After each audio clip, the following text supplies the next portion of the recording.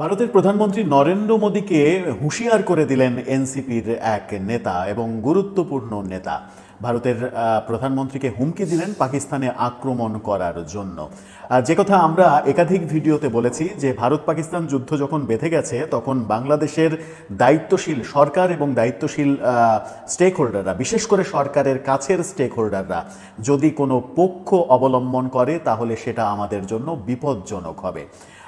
সেই পক্ষ অবলম্বন করার দৃশ্য এবার বোধহয় দেখাই গেল যখন এনসিপি দলীয়ভাবে বিবৃতি দিয়েছে যে এই ভারত পাকিস্তান যুদ্ধ এটা উদ্বেগজনক, সবারই শান্ত থাকা উচিত। তখন ভালো হয়ে যাও মোদি মন্তব্য করলেন এনসিপির নেতা মাহিন সরকার।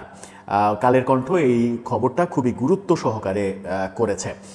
কি বললেন তিনি, কি বলতে চাইলেন, আসলে কি করতে চাচ্ছেন এনসিপি নেতারা, সেই আলোচনাটা করার চেষ্টা করবো এই ভিডিওতে। থাকবেন পলিটিক্স টিভির নিয়মিত আয়োজনে।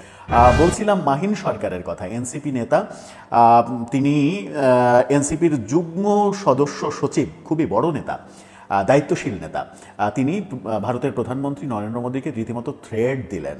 এবার বোধহয় নরেন্দ্র মোদী ভয়ে কাঁপতে কাঁপতে পাকিস্তানকে বলবে যে বড় ভাই আমাদের ভুল হয়ে গেছে, যেহেতু এনসিপি নেতা মাহিন সরকার বলেছেন যে আমাকে ভালো হয়ে যেতে হবে, সেহেতু আমি ভালো হয়ে যাচ্ছি, তোমাদেরকে আর হামলা করব না। বোধহয় নরেন্দ্র মোদীর সেটাই করা উচিত।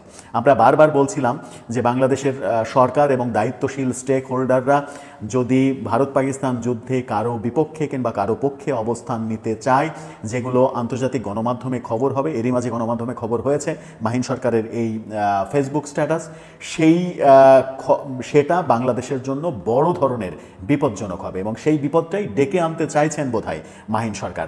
পাক ভারত সীমান্তে চলমান উত্তেজনার প্রেক্ষাপটে ভারতের প্রধানমন্ত্রী নরেন্দ্র মোদীকে উদ্দেশ্য করে সামাজিক যোগাযোগ মাধ্যমে এই তীব্র মন্তব্য করেছেন। ফেসবুক পোস্টে মাহিন সরকার লিখেছেন, মোদীর নিজের দেশে জনপ্রিয়তা কমা বিদ্যমান, তারপরে ডট ডট ডট যাই একটু পাশের দেশে হামলা করে আসি, ভালো হয়ে যাও মোদি। এই মন্তব্যের মাধ্যমে তিনি ইঙ্গিত দিয়েছেন ভারতের অভ্যন্তরীণ রাজনৈতিক সংকট চলছে।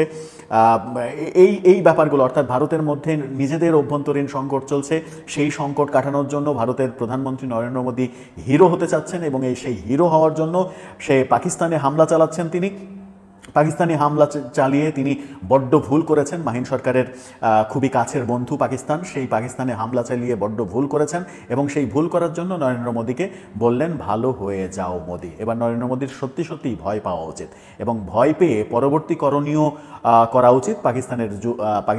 পাকিস্তানের কাছেও ক্ষমা চাওয়া উচিত আমার মনে হয়। সেটাই কি চাইবেন নরেন্দ্র মোদী, নাকি মাহিন সরকাররা উস্কে দিতে চাইছেন এটা বলে যে বাংলাদেশ পাকিস্তানের পক্ষে থাকবে, বাংলাদেশের সরকার, বাংলাদেশের সব থেকে বড় দল এনসিপি, তারা পাকিস্তানের পক্ষে থাকবে, ভারত তুমি সাবধান হয়ে যাও, এই বার্তা দিতে চাচ্ছেন? যুদ্ধকে উস্কে দিতে চাচ্ছেন? বাংলাদেশ যেন আক্রান্ত হয় সেই ব্যাপার কি উস্কে দিতে চাচ্ছেন? কি চাইছেন এনসিপি নেতারা? এনসিপির একের পর এক বিতর্কিত কর্মকাণ্ড এনসিপি নেতাদের, এনসিপির এবার বোধহয় এই বিতর্কটা আরও বেশি উস্কে গেল যখন নরেন্দ্র মোদী সম্পর্কে এই যুদ্ধের টার্মে এরকম একটা বাজে তীব্র ফেসবুক স্ট্যাটাস দিলেন, যেটা গণমাধ্যমে খবর হয়ে গেছে। মাহিন সরকার যখন এই মন্তব্য করছেন তখন আমরা সমাজের গুরুত্বপূর্ণ আরও অংশের মন্তব্য দেখছি এবং একজন আমার দেশ সম্পাদক তিনি যে দাবিটি করেছেন সেটা হচ্ছে যে একটার পর একটা ভারতীয় বিমান ভূখণ্ডিত করছে পাকিস্তান, আমার দেশে এই আমার দেশের খবর এটা, এরকমটা ছড়িয়ে দেয়া হচ্ছে মাহমুদুর রহমানের নাম দিয়ে। সেটা সত্য কি মিথ্যা আমরা জানি না। অন্যদিকে এনসিপি বলছে যে ভারত পাকিস্তান উভয় পক্ষকে ধৈর্য ধরার আহ্বান জানাচ্ছি। এনসিপি ভারত পাকিস্তান উভয় দেশকে যখন ধৈর্য ধরার আহ্বান জানাচ্ছেন, তখন আমার দেশের নামে বিভিন্ন রকমের প্রোপাগান্ডা ছড়িয়ে ফেলা হচ্ছে পাকিস্তানের পক্ষে, ভারতের বিপক্ষে, এবং মাহিন সরকার সরাসরি ভারতের প্রধানমন্ত্রীকে আক্রমণ করে ফেসবুক স্ট্যাটাস দিচ্ছেন। এর মাঝে যেটা আসলে কি, দর্শক আপনার কি মনে হয়? মাহিন সরকাররা আদতে কি চান, কি করতে চান? কোন বিপ্লবটা আবার সংগঠিত করতে চান? ভারতের সঙ্গে কি যুদ্ধে জড়াতে চান? পাকিস্তানের পক্ষ অবলম্বন করতে চান? কি উদ্দেশ্য তাদের? আপনার মতামত জানিয়ে লিখতে পারেন আমাদের কমেন্ট বক্সে।